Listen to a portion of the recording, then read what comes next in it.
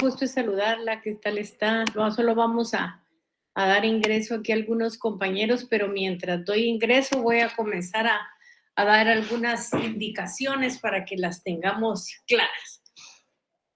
Estoy sintiendo que el internet tiene un poquito de problema, así que primero Dios, ojalá terminemos las clases sin ningún inconveniente. Segundo, quisiera contarles, yo creo que ya les conté en otra clase, que siempre nosotros hemos tenido a través de un alumno de la facultad que se llama Javier, hemos tenido la colaboración de la Superintendencia de Administración Tributaria, quien nos ha explicado las dos leyes más complicadas, creería yo. Una es la ley del IVA y la otra de la ley del impuesto sobre la renta. Realmente los señores de la SAT ingresan a nuestra clase y ellos son los que están dando la clase del IVA. La verdad es que yo considero que es muy importante. Siempre tenemos el apoyo de ellos, pero ahora comenzamos un poquito temprano, digamos. Y el día de hoy me indicaron que la semana entrante van a estar con nosotros en la facultad. La idea era que nosotros juntáramos a las dos secciones, pero por disposiciones de la facultad, por control del Zoom, eso no se puede hacer. Entonces, yo no sé si con ustedes va a ser día martes y con la otra sección día jueves, pero yo quisiera que para cualquiera de los dos días ustedes estuvieran preparados para la participación de la Superintendencia de Administración Tributaria. Quisiera pedirles entonces que por lo menos tengan su ley del IVA y los que quieran comenzar a leerla, por lo menos las exenciones, qué es lo que grava el IVA, cuál es el hecho generador, los elementos básicos, les dieran una leidita antes para que la conferencia fuera bien importante con ustedes. Como les digo, durante 8 días, Virgencita de Morelos de Niza. Es un placer, es un gusto tenerla aquí en nuestra casa y aquí será tu habitación durante 8 días. Entonces, sí es bien importante que tomen en cuenta eso si son tan amables. Ellos toman asistencia, luego les mandan sus diplomas de participación y vieran que es una actividad muy bonita que gracias a Javier y la Superintendencia de Administración Tributaria ya la hemos hecho durante algunos años. Entonces, esa es una indicación que yo quisiera darles. La otra es que si ustedes miran, el programa ha tenido un orden completamente lógico. Primero descubrimos o volvimos a saber qué era derecho tributario porque ya lo sabíamos del semestre pasado. Los que recibieron conmigo la clase saben perfectamente bien que es como, vaya Rosario, siempre estamos ahí para colaborar con ustedes, muchas gracias. Entonces yo les digo, pues ya para los que estuvieron conmigo sabíamos que era un tema como repetitivo que vamos a estar dando ahora. Pero luego vimos los principios fundamentales. ¿Por qué vimos los principios fundamentales? Porque nuestro derecho tributario está basado en principios que están contenidos en la Constitución y que todo aplicador del derecho tributario tiene que saber. Luego vimos las fuentes del derecho tributario, o sea, dónde se está generando el derecho tributario, y hoy vamos a ver el tema de la interpretación e integración de la ley, que no son la misma figura. La interpretación es cuando la ley no es clara, cuando nos cuesta saber cuál es el significado que tiene la ley, y luego la integración es cuando no tenemos ninguna norma que me pueda resolver ese problema en caso concreto. Realmente, la integración y la interpretación es cuando ustedes están desempeñando una función de impartir justicia, por ejemplo, los jueces, los funcionarios administrativos, ahora con ese tribunal fiscal y aduanero que tiene la Superintendencia de Administración Tributaria, que conocen el recurso de revocatoria, porque ya no es la superintendencia quien lo hace, y eso ya lo vimos. Entonces, ellos lógicamente son los que tienen que integrar e interpretar la ley para resolver un caso en concreto. Y ese tema es el que vamos a ver el día de hoy. Yo, como les digo, el internet lo siento que está un poco fallón. Si en algún momento se fuera, pues ahí nos quedamos y la semana entrante continuamos. Pero vamos a pedirle a Dios que podamos terminar el programa, porque ustedes ya se dieron cuenta que a mí no me gusta quedarme a medias. Comenzamos en tiempo y terminamos en tiempo, porque lógicamente esa es mi obligación. A mí me pagan por dar clases y tenemos que aprovechar lógicamente la mayoría de situaciones. Entonces, vamos a irnos hoy y vamos a comenzar este tema. ¿Dudas, preguntas, comentarios, si hubiera alguna? Disculpe, doctora, no sé si va a tomar ahorita la foto. Mire, gracias por haberme recordado, porque le juro que hoy sí nos hubiéramos ido sin foto, fíjese. Gracias. Ya el Alzheimer ya está muy duro. Vamos a ver, gracias. Oye, entonces, por favor, todos ahí si son tan amables.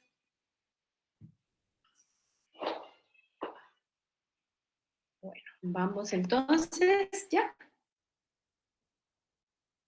Gracias.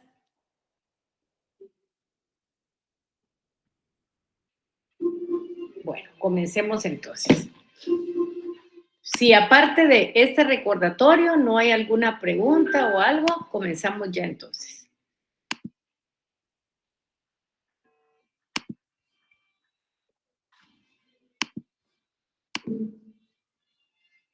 Bueno, entonces vamos a hablar hoy de dos temas, que es la interpretación y la integración de las leyes tributarias. Lógicamente, son dos figuras. No vayan a creer ustedes en algún momento que es la misma figura. No, son dos figuras. Aparte es la integración y aparte es la interpretación, por favor. Entonces, vamos a... Cuando la norma jurídica que se pretende aplicar para resolver casos concretos se enmarca dentro de las siguientes situaciones. ¿Y cuáles serían esas situaciones? Que la norma no es clara, no es precisa, es obscura o no tiene el alcance que se le quiere dar, o su expresión es diversa a la intención del autor.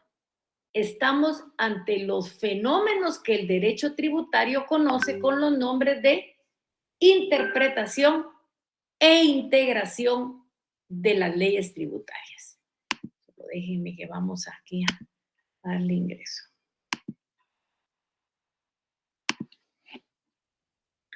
La interpretación, tal como lo indica Fernando Pérez Royo en su libro Derecho Financiero y Derecho Tributario, parte general, es una actividad de carácter cognoscitivo, cuyo objeto es averiguar el sentido de la norma jurídica. Constituye un momento necesario en el proceso de aplicación de la misma. Porque si la ley no es clara y yo tengo un caso concreto, yo tengo que ver cómo lo voy a aplicar. Por eso es que dice Fernando Pérez Royo que es una actividad cognoscitiva, porque yo tengo que poner todos mis sentidos para poder resolver el caso concreto, respetando al fisco, pero también respetando al contribuyente. Porque aquí estamos como amarrados, o sea, tenemos siempre al Estado de un lado, pero al otro tenemos al contribuyente. Entonces hay que mediar para resolver de la mejor manera posible sin pasarle encima a nadie. Nosotros cuando ponemos un ejemplo y para entender mejor, podemos comparar la actividad del intérprete de la norma jurídica con la del intérprete musical. De la misma manera que la partitura no suena hasta que es interpretada, tampoco la norma jurídica revela su sentido. Revela su sentido a través de la interpretación. Si no se da esa actividad de la interpretación, nunca vamos a saber cuál es lógicamente su sentido. El tema de la interpretación de las normas tributarias es un tema que tiene muchísimo tiempo de estarse queriendo resolver en el mundo del derecho tributario. Y es un tema que ha ocupado la atención de la doctrina durante un largo periodo de tiempo, especialmente durante la época anterior a la consolidación del derecho tributario como una disciplina jurídica. Y aquí creo que se me olvidaba decirles que lo ideal sería que el Congreso haga buenas normas. Lo ideal sería que la norma se entienda de la manera más sencilla, para que no solo nosotros los abogados lo interpretemos, sino cualquier persona que lea la ley sepa hasta dónde le llegan sus obligaciones y cómo debe de cumplirlas, porque hay muchas veces que el contribuyente no cumple por ignorancia, porque no entiende, porque no sabe verdaderamente cuál es la situación. Entonces, lo ideal no es interpretar o integrar la ley. Lo ideal sería que las normas se entendieran por sí solas. Y nosotros ahora estamos viviendo ese problema. Cuando ustedes oyen, porque nosotros todavía no tenemos un texto publicado de la ley del JUSI, unos dicen una cosa, otros dicen otro, un alcalde dice que la va a seguir cobrando. Ustedes ya miran que esa reforma como que tiene confusión. Y no nos va a quedar más que interpretarla, integrarla para poder llegar al sentido literal de la norma. ¿Por qué? Porque quizá fue una norma hecha a la carrera. Por eso ustedes aprendan bien esto. Si tienen intenciones políticas, si son diputados en su momento, hagan buenas leyes. Y si son asesores de los diputados, asesórenlos bien y que hagan leyes buenas que no tengan ese tipo de problemas. ¿Por qué una norma se interpreta para qué? Para descifrarse. Cuando yo descifro una norma, es que entiendo con claridad ante un hecho real. Sí, alguien me levantó la mano por ahí. Sí, Rosa María. La mano que manda Rosa María Nájera, creo.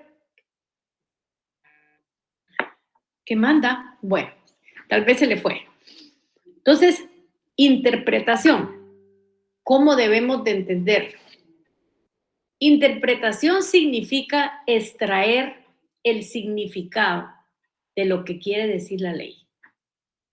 Es cuando se busca o se esclarece o se desentraña su sentido. Significa también investigar lo que quiere decir la ley. Desde tiempos remotos, la interpretación de las leyes tributarias es un asunto que ha provocado muchas controversias. Es decir, que desde aquellos tiempos existían dificultades y aún en la actualidad no se ha llegado a un acuerdo sobre el sistema que se deba seguir. Porque si ustedes leen nuestro código tributario, no tiene un sistema que se siga. Menciona la analogía, lo cual es peligroso. Y al mismo tiempo dice, por analogía no se podrán interpretar, dice nuestra ley. Ustedes ya recibieron derecho romano. Y lógicamente todas estas figuras de derecho romano son la que todavía está predominando en nuestro derecho financiero. Y aquí nos recordamos del senador romano Modestino. Modestino crió respecto a las leyes fiscales dos principios fundamentales. Si ustedes se recuerdan, ¿cuáles eran esos dos principios fundamentales? En primer lugar, el principio indubio contra fisco. Si ustedes lo interpretan es indubio contra el fisco. ¿Qué quiere decir eso? Que no erraba, que no se equivocaba quien interpretaba las leyes en contra del fisco. ¿Y cuál era, digamos, la explicación que tenían? Decían, bueno, pero si el Estado tiene que hacer las leyes, que el Estado se preocupe por hacer leyes claras. Si no las hizo bien porque no pudo, porque no se le dio la gana y crió un gran problema, que pague el problema que crió. Entonces vamos a interpretar las leyes en contra del fisco. Luego tenemos en contra de ese principio se planteó la contraposición, digamos. ¿Y cuál fue la contraposición? El principio indubio pro fisco. ¿Qué significaba? Que si las leyes estaban malas, que si las leyes no eran claras, que si el Estado no había puesto la atención debida, esos errores no los iba a pagar el contribuyente. Y entonces, lógicamente, no los iba a pagar el contribuyente, sino que las leyes se iban a interpretar a favor del fisco. ¿Y por qué? Porque el fisco necesitaba dinero. ¿Para qué? Para satisfacer las necesidades de la población. Y las necesidades de la población eran más grandes que esos errores. Y estos dos principios, uno es contra fisco y el otro a favor del fisco, nos marcaron de una manera considerable el camino que debemos de utilizar en la interpretación. Si alguien tiene alguna duda, alguna pregunta, no tenga pena en hacerla. Y aquí volvemos a decir nosotros, ¿qué es interpretar una norma? Interpretar una norma consiste en descubrir su verdadero sentido y alcance con relación a los hechos a los cuales se aplica. Es llenar vacíos o lagunas legales donde no existe una norma abstracta. Pero esto de no llenar lagunas es más que todo la integración. Porque la interpretación es llegar a su verdadero sentido, pero el llenar el vacío porque no hay norma es lo que se llama integración. La primera fuente de interpretación que tiene una norma es su letra. Y cuando ésta no exige esfuerzo de interpretación, se aplica directamente y no da problemas. Porque el problema aquí es, la norma no existe, pero cuando la Superintendencia de Administración Tributaria emite resoluciones, le quiere dar otro sentido. Y el sentido siempre va a ser a favor del fisco. Pero cuando se tramita un contencioso administrativo, es porque el contribuyente no está de acuerdo con lo que le está cobrando la superintendencia. Entonces ya lo somete a una sala de lo contencioso administrativo y el magistrado es el que va a tener que resolver ese problema. El magistrado se va a dar cuenta si no se puede interpretar esa norma y qué es lo que va a hacer para resolverla. Y ahí tendrá que ver si va a resolver a favor del fisco o el contra del fisco. De las dos anteriores, Guatemala usa el método ecléctico. ¿Por qué? Porque no está ni con uno ni con otro, sino que busca una solución intermedia. Y esa solución intermedia es interpretando la realidad económica, atendiendo a una tendencia contable. Se busca la sustancia y la realidad.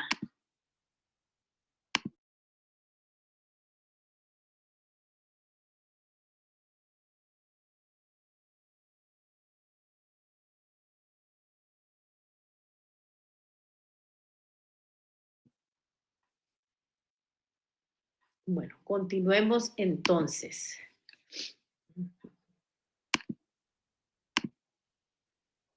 Bueno, continuemos entonces.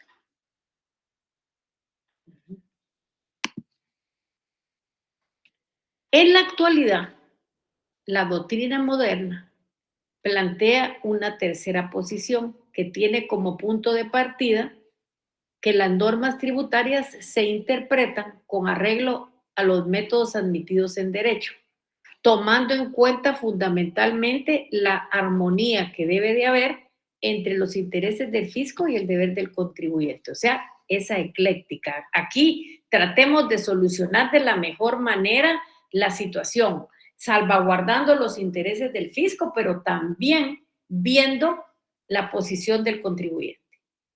Las leyes fiscales, como todas las leyes, deben de ser interpretadas. ¿Para qué deben de ser interpretadas? Para su correcta aplicación al caso concreto de que se trate. Sobre todo si se presenta el problema de una formulación deficiente, tanto lingüística o técnica. Ante este problema de la interpretación, ¿quién puede ser el intérprete de la ley? El intérprete de la ley puede ser un magistrado, puede ser un juez, puede ser un funcionario administrativo de la Superintendencia de Administración Tributaria, puede ser un trabajador administrativo, puede ser un consultor y puede ser en la posición que ustedes están ahora. ¿Qué posición? Estudiantes. Ustedes cuando interpretan la ley le van a atribuir a la norma, pero para nosotros esa norma tiene apellido, es norma jurídica. Su significación correcta. Quien interpreta la ley debe con frecuencia cumplir el silencio de la misma o corregir su fórmula poco feliz. Partiendo del punto que la ley es una voluntad cuya finalidad es satisfacer una necesidad jurídica, su interpretación no puede ser más que dar a esa voluntad una manifestación de aplicación. La interpretación supone la investigación de lo que, ¿qué es lo que vamos a investigar? Lo que el legislador ha querido decir, pero no lo dijo. Y ha dicho efectivamente en una particular regla de derecho. O sea, ha querido decir, lo dice o lo dice mal, no se entiende. Entonces, cuando nosotros, como un funcionario público, como un juez, como un magistrado, queremos aplicar la ley, ¿qué tenemos que hacer? Irnos a utilizar métodos de interpretación. Y en materia fiscal son 3 los métodos de interpretación que se tienen: el restrictivo, el estricto o literal y el analógico. Y si ustedes se dan cuenta, en este artículo 4 se utilizó el analógico. Pero ¿qué pasó con la ley? Le pusieron un montón de candados, porque lógicamente el usar el analógico nos causa problema. Y leamos lo que dice el 5. En los casos de falta, oscuridad, ambigüedad o insuficiencia de una ley tributaria, se resolverá conforme a las disposiciones del artículo 4 de este código.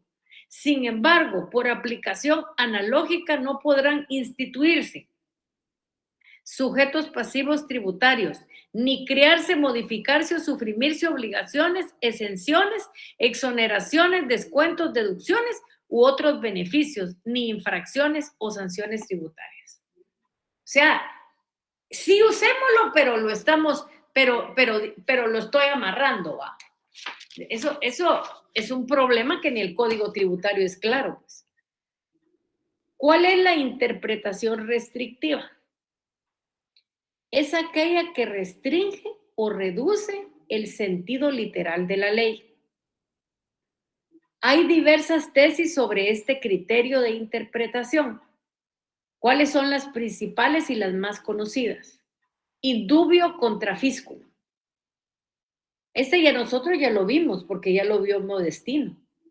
Y ellos toman como referencia indubio contra fisco, y dice, este método tiene hoy en día fuertes partidarios, y es la que sustenta todavía en los tribunales de los Estados Unidos de América. Los primeros sostenedores de esta regla fueron los romanos, al decir que no incurría en falta quien en caso de duda resolviere contra el fisco. No erraba quien interpretaba las leyes contra el fisco. Los italianos aquí dieron una argumentación y creo que va en el camino de lo que yo les estoy diciendo. ¿Y cuál es esa argumentación?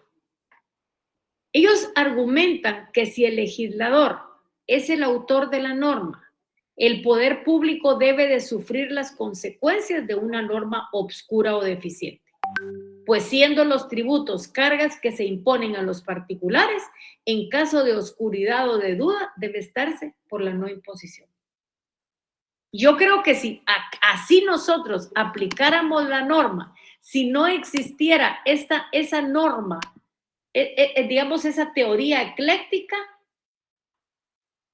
ya hubieran aprendido los congresos a emitir normas claras, pues, cuando se vieran imposibilitados de cobrar los impuestos. Luego aparece la otra norma que es el indubio pro fisco. Y el Estado moderno no establece contribuciones para enriquecerse o acumular tesoros, sino que solamente se exigen hasta donde lo requieran las necesidades públicas. Esta tesis ha sido criticada porque nadie está obligado a pagar más de lo que legalmente le corresponde. Luego, lo que uno dejen de pagar por errores o lagunas de ley no tendrá por qué afectar a los demás. Las leyes deben interpretarse a favor del fisco. Este segundo principio se originó como una reacción contra el primero. Y esto aquí tiene una explicación. ¿Qué es lo que dicen los estudiosos para explicar esta doctrina? Lo que dicen es que el Estado necesita recursos para satisfacer las necesidades de la población, y las necesidades de la población son más importantes que cualquier cosa. Luego tenemos la mixta que sostiene, que es la ecléctica, que hay que buscar una armonía entre el deber de los contribuyentes y los intereses del fisco. Si nosotros miramos, dice otro autor, existen varias doctrinas que intentan guiar la interpretación de las leyes tributarias sin tener una base jurídica. Y aquí nos vuelven a poner otra, solo que es indubio pro fisco, indubio pro contribuyente. La interpretación debe hacerse en beneficio del fisco, y en el indubio pro contribuyente la interpretación debe de hacerse en beneficio del contribuyente. ¿Qué se busca? Se busca la protección del individuo frente al poder del Estado. De las dos anteriores, ¿cuál toma Guatemala? La ecléctica, que ya la dijimos. ¿Cuál es la ecléctica? La que habla sobre la realidad económica atendiendo a una tendencia costable, que busca la sustancia y la realidad. Ahí está repetido sustancia 2 veces. Si quieren lo vamos a borrar de una vez. Permítanme. La sustancia y aquí vamos a ver, y la realidad. Bueno, luego el artículo 4. El artículo 4 busca la aspiración, o sea, es el artículo 4 de la Constitución, y lo que busca es la aspiración constitucional de la equidad y la justicia tributaria. No, perdón, este artículo 4 no es de la Constitución, este artículo 4 es del Código Tributario, y dice: busca la aspiración constitucional de la equidad y la justicia tributaria tanto en la interpretación como en la aplicación, y no solo hace alusión a principios constitucionales tributarios, sino a todos los principios contenidos en la Constitución. ¿Qué dice la ley? Dice: principios aplicables a la interpretación. La aplicación e interpretación e integración de las normas tributarias se hará conforme a los principios establecidos en la Constitución Política de la República de Guatemala, los contenidos de este código, en las leyes tributarias específicas y en la ley del organismo judicial. O sea, nos está dando un camino de por dónde agarrar. les pediría que por favor, ¿cuáles son los artículos que ustedes tienen que leer? Por favor, lean el 1, el 2 y el 3. Vuélvanlo a leer, que nosotros ya lo leímos. Lean el artículo 4 y el 5, si son tan amables. Luego nosotros tenemos la interpretación estricta o literal. Esta, como es estricta, lo que evita es la interpretación analógica. Esta interpretación asigna a la norma el alcance manifiesto o indubitable que resulta de las palabras empleadas. Los seguidores de este método expresan que los sistemas de interpretación admitidos por el derecho en general no son aplicables al derecho tributario. Y dada la naturaleza especial de las normas, estas solo deben interpretarse en términos literales, de un modo rígido y estricto. Y aquí era lo que yo les decía, que el derecho tributario es más taxativo que cualquier otro. Yo creo que el único que está con él a la par es el derecho penal. Los dos exigen que sean aplicados con precisión y con exactitud. Esta interpretación tiene una ventaja. ¿Y cuál es la ventaja? Que destaca los defectos, los errores, las obscuridades y las lagunas de ley cuando se interpreta. Y luego tenemos la interpretación analógica, que si ustedes miran, esa es la interpretación que sigue el código, pero dice, no se pueden aplicar, instituirse sujetos, crearse o modificarse o suprimirse obligaciones, no se puede crear exenciones, exoneraciones, descuentos, deducciones, o sea, es un gallo gallina.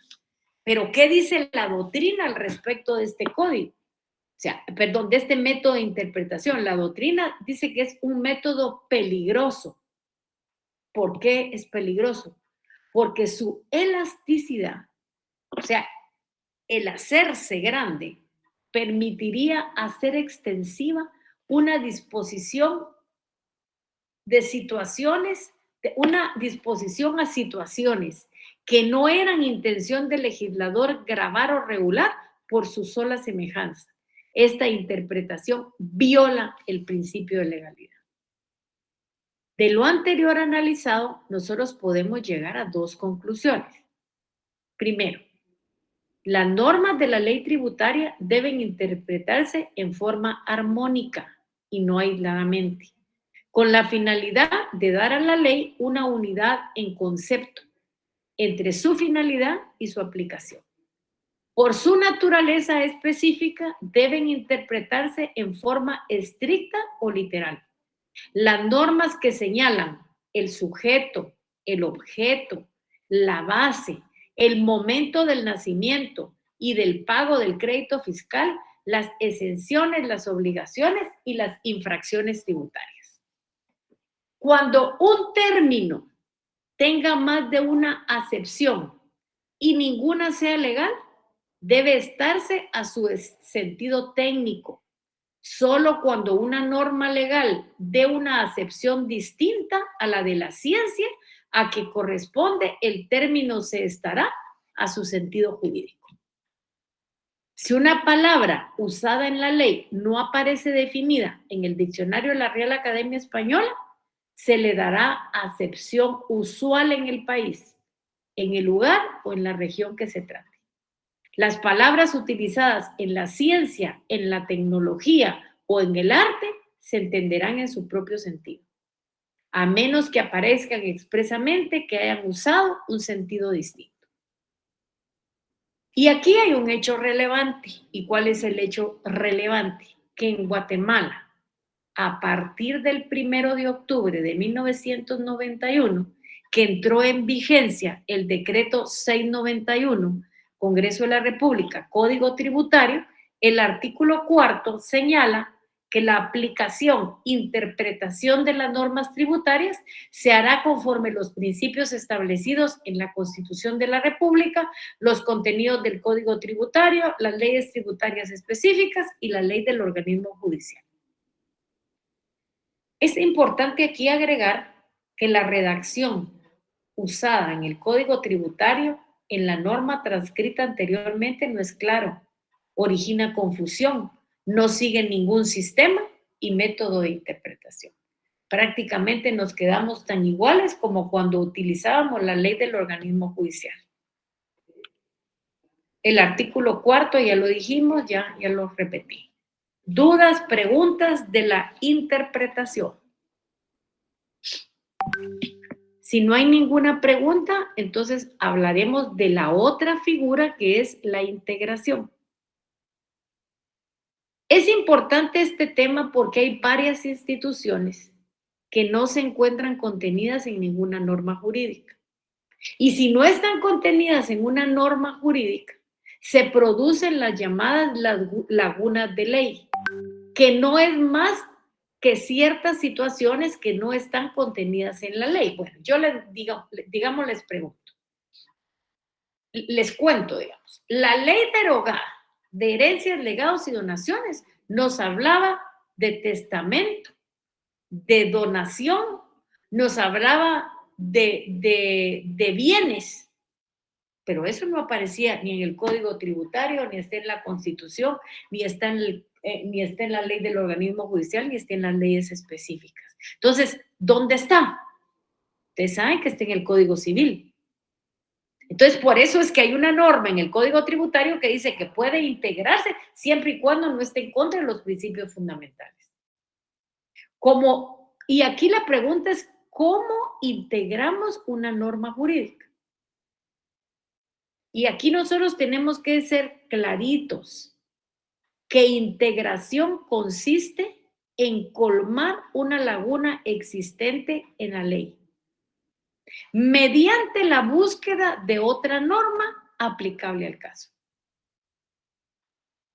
Voy a parar un momentito y vamos a hacer una cuestión. Vamos a tomar la fotografía de despedida, porque yo estoy esperando una reunión y cuando me digan, saldré intempestivamente.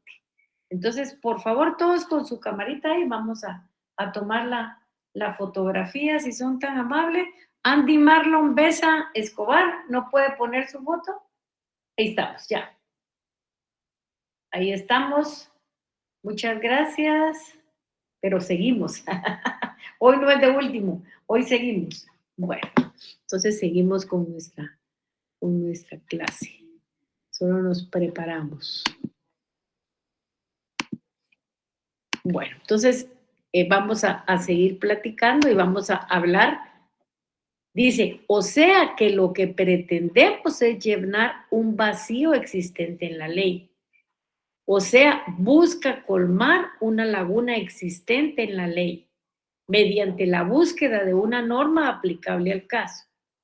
¿Qué es lo que dice el Código Tributario? Que se debe integrar supeditado a la Constitución, al Código Tributario, a las leyes específicas y a la ley del organismo judicial.